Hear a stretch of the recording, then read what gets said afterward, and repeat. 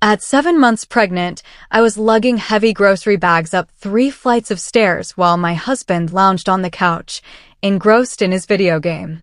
When I finally set the bags down, breathless and drenched in sweat, he glanced over and said, "You're starting to look unattractive. Lose that weight fast after the baby, or I'll find someone who takes care of herself." His friends laughed through his headset. I forced a smile. Within 3 days, he was frantically calling, begging for me to come back. Now, I'm sitting in a hotel room, 7 months pregnant, trying to process what happened today. Am I overreacting? In shock? I'm not sure, but I need to get this out somewhere. For context, Alan and I have been together for 5 years, married for 3. We met at a community theater group. I designed costumes. He was the charming lead actor. His passion for music and performance swept me off my feet. I fell hard. Things changed when I got pregnant. It was unplanned, but after the initial shock, I was thrilled. Alan? Not so much. He said the right things, but his actions told a different story. More gaming with his buddies, fewer household responsibilities. I told myself he was just adjusting to the idea of fatherhood. Men, right? Plus, this pregnancy has been tough. Endless nausea for 3 months, anemia, and constant back pain. Which brings me to today. After work, I stopped by the store. Our 3rd-floor apartment has no elevator, and my car was packed with groceries. When I got home, Alan was sprawled on the couch, surrounded by empty energy drink cans, lost in his virtual battlefield. I asked for help with the bags. He waved me off, saying he was in the middle of something important. So, there I was, 7 months pregnant, climbing 3 flights of stairs multiple times with heavy bags. By the last trip, I was exhausted, my back screaming, my feet swollen. I collapsed into a kitchen chair, trying to catch my breath. That's when Alan looked over and said, flat out, "God, you're getting hard to look at. Drop that weight quick after the kid, or I'll find a woman who actually cares about her appearance." I couldn't believe it. Then I heard laughter through his headset. His gaming friends heard it all. He wanted them to hear. Instead of crying or yelling like he probably expected, I walked over, smiled, kissed his forehead, and said I needed to wash up. The confusion on his face might have been funny if I wasn't breaking inside. In the shower, I let myself cry. Not just sad tears, angry ones. Revelatory ones. Suddenly, every red flag I'd ignored for 5 years came into focus. This wasn't new behavior. It was just the most blatant example yet. This was who he really was. And I was about to bring a child into this. A child who'd grow up thinking this is what love looks like. A child who'd either mimic this behavior or accept it. No way. Not happening. After the shower, I put on my comfiest maternity dress and told Alan I needed space to think. He barely looked up from his game. I grabbed my pre-packed hospital bag, laptop, and important documents and left. Now I'm in a hotel 20 minutes away. My sister, and who lives an hour out, is coming tomorrow to help. Alan has called twice and texted once about leftovers in the fridge. Not where I am. Leftovers. I know I need to leave him. I need to protect myself and my baby. But I'm terrified. 7 months pregnant. Our lease is in both our names. Our finances are partly joint, though I've always kept my salary in a separate account, thank God. I was counting on us sharing parenting and costs. But I keep replaying that moment in the kitchen. The casual cruelty. The way he said it like he was commenting on the weather. His audience, laughing. I should have left years ago. I deserve better. My baby deserves better. I don't know what's next, but I'm not going back to that apartment tonight. Maybe ever. A note. Many might wonder if this was the first time he said something like that. No. During my pregnancy, there were comments about my changing body, jabs about how I used to look, questions about my post-baby fitness plans. But they were disguised as concern or jokes, letting me fool myself into thinking he didn't mean it. Today, the mask came off. Another note. To those suggesting we communicate better or try to reconcile, we've had countless talks about splitting chores, especially since I got pregnant. His promises to step up last about 2 days. I've suggested couples therapy 3 times. He's always too busy. Today wasn't a one-off mistake. It was the day I saw clearly. Alan finally noticed I was gone and has been blowing up my phone. First, confusion. Where are you? Then irritation. You're being dramatic. Then guilt tripping. It was a joke. You know how the guys are. His latest message was a rant about our money, me spending it on a hotel. The same money that mostly comes from my paycheck while he chases his music dreams and buys gaming gear. I've decided to talk to a lawyer before going back to that apartment. I've muted his notifications and am trying to rest for my baby's sake. And arrives in the morning. The baby's kicking like crazy right now. I rest my hand on my belly and whisper, I'm keeping you safe. We'll be okay. And for the first time, I believe it. About a month has passed since that night when Alan called my pregnant body repulsive and helped me figure out my next steps. We decided I needed to go back to the apartment temporarily to sort things out. Many warned me not to tip him off about leaving too soon. They were right. When I returned, Alan acted like nothing happened. When I brought up his comment, he rolled his eyes and called me oversensitive, saying it was just a joke. Then he flipped it. You've been so moody lately. I'm walking on eggshells. He even said, do you know how hard this pregnancy has been for me? For him. I almost lost it, but I remembered my plan. I took a deep breath, apologized for overreacting, and blamed it on exhaustion and hormones. He visibly relaxed, thinking he'd won, that I'd fallen back in line and things could go back to normal. Little did he know, I was already talking to a divorce lawyer. This past month has been one of the hardest of my life. I've been living a double life, playing the remorseful pregnant wife on the outside while secretly planning my escape. What I've done, kept a detailed record of Alan's behavior, dates, exact words, even recordings. Moved my paycheck to a new account at a different bank. Slowly transferred my fair share from our joint account to my personal one. Found a credit card in my name I didn't open. Alan racked up $5,000 in debt for gaming equipment. I reported it as fraud with proof. Gathered all my important documents, birth certificate, marriage license, bank statements, and stored them safely off-site. Found a small ground floor apartment with in-unit laundry and a safe building. Packed essentials bit by bit when Alan wasn't home. Got a prepaid backup phone. Living this way, especially at 8 months pregnant, has been exhausting. Swollen feet, constant back pain, and a baby doing somersaults inside me, but every step toward freedom makes me stronger. The hardest part has been pretending everything's fine. Cooking his meals, laughing at his jokes, listening to him complain about his band, watching him play games while I handle everything else. Sleeping next to him now makes my skin crawl, knowing I'm done pretending he's someone he's not. His behavior has gotten worse since he thinks I've given in.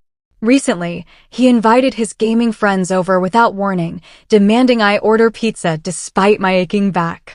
When I mentioned my pain, he said, pregnancy isn't a disability.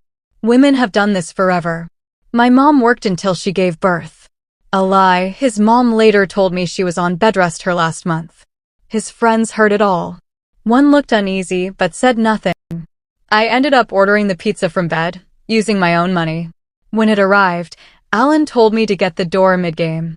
I had to get up, walk through his friends in my pajamas, pay the delivery guy, and set out plates while they ignored me. After they left at 2 a.m., leaving their mess behind, Alan tried to initiate sex. When I said I was too tired, he replied, you don't even have to do anything, just lie there like usual. I cried silently in the bathroom, reminding myself I was almost free. My exit plan. Alan's leaving next weekend for his dad's birthday, giving me 24 hours to move out. And 2 trusted friends and, surprisingly, Alan's brother Rory, who reached out after witnessing one of Alan's outbursts, are helping. I have divorce papers ready, the joint account frozen, my rightful share of assets secured, and a letter explaining why I'm leaving, which I'll leave behind. I'm scared. I wake up at night wondering if I can do this. But every kick from my baby reminds me why I have to. I won't raise my daughter in a home where her mother's disrespected daily. I won't let her think this is love. Ironically, I'm grateful for that grocery store moment. Without that raw cruelty, I might have kept excusing him.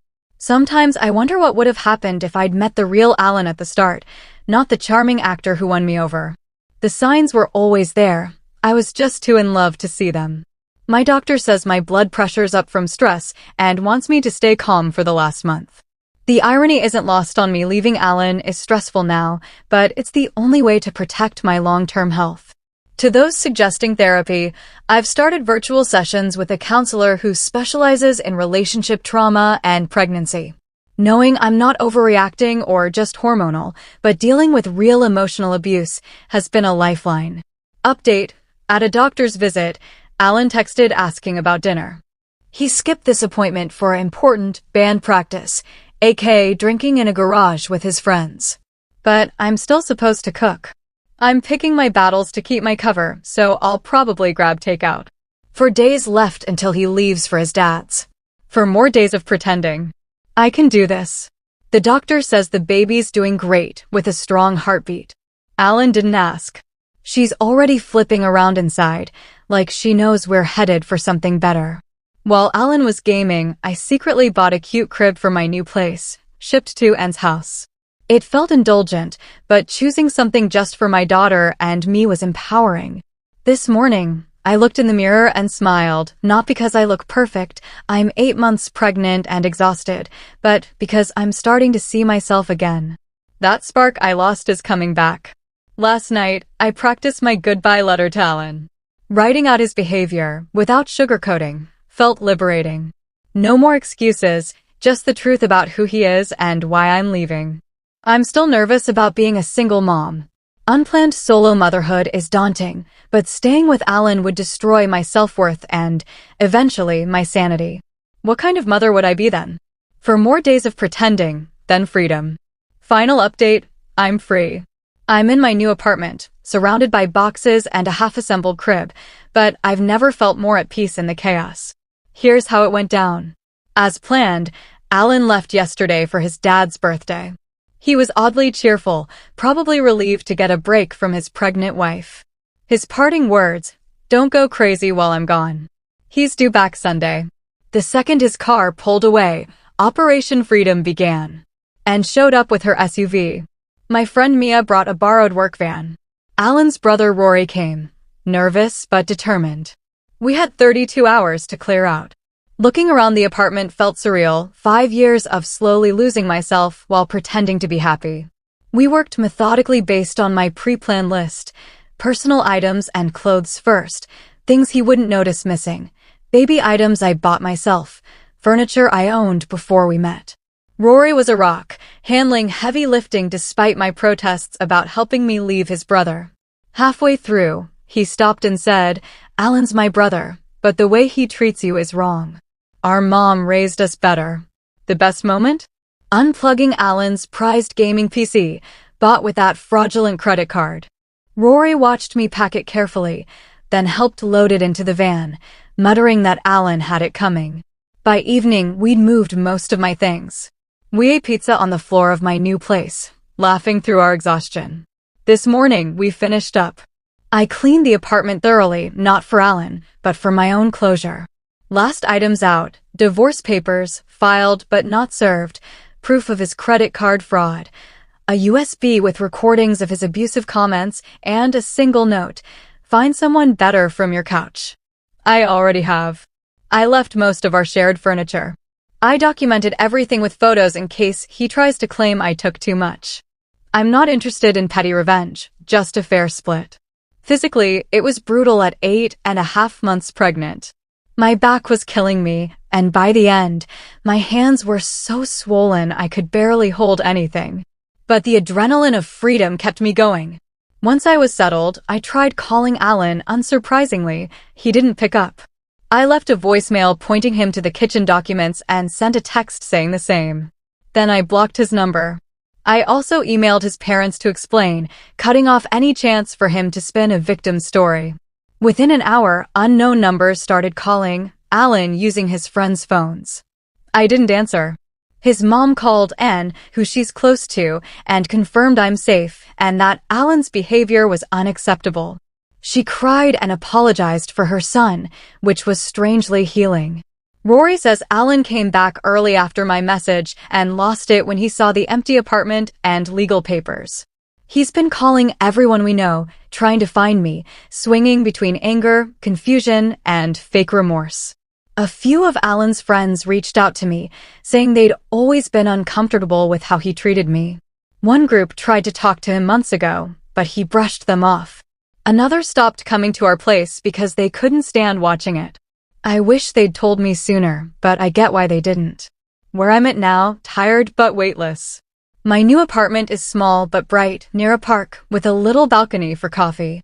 The hospital's 10 minutes away. I've changed my email, social media, and set up mail forwarding. My job knows and is supportive. I'm about 3 weeks from my due date, though it could be sooner. Legally, I've got primary physical custody, with Alan allowed supervised visits 4 hours every 2 weeks. Child support is based on his actual income, not the low amount he claims. We each keep what we brought to the marriage, and the fraudulent debt is his to deal with. Alan's been to 2 visits. The first, he showed up 40 minutes late, mostly scrolling on his phone. The second, he left early because the baby was too fussy. He's canceled 3 visits since, with weak excuses. I'm documenting everything in case I need to adjust custody later. Physically, I'm healing from the birth C-section scar, stretch marks, 15 extra pounds. Financially, I'm okay. Child support helps, and I'm better at budgeting now that I'm not funding Alan's music gear. I've even started a small savings account for Lily's future. Alan's spreading stories that I'm unhinged from postpartum issues and stole his money, conveniently leaving out his fraud and abuse. He's posting about Father's rights online, but can't be bothered to show up for visits. His mom asked to see Lily, and I'm considering it carefully. Looking back, that grocery store moment felt like my lowest point, but it was my wake-up call. Without it, I might have spent years making excuses for him. To everyone who supported me, your words carried me through moments of doubt. I'm still nervous about the future, but for the first time in years, I feel real hope. One last thing, I'm keeping Lily's photos private, but picture the most beautiful baby you've ever seen. That's my daughter. If this story moved you, please like, share, and subscribe for more real-life stories and emotional journeys. Your support means everything and helps bring more content like this. Thank you for reading, and I'll see you in the next one.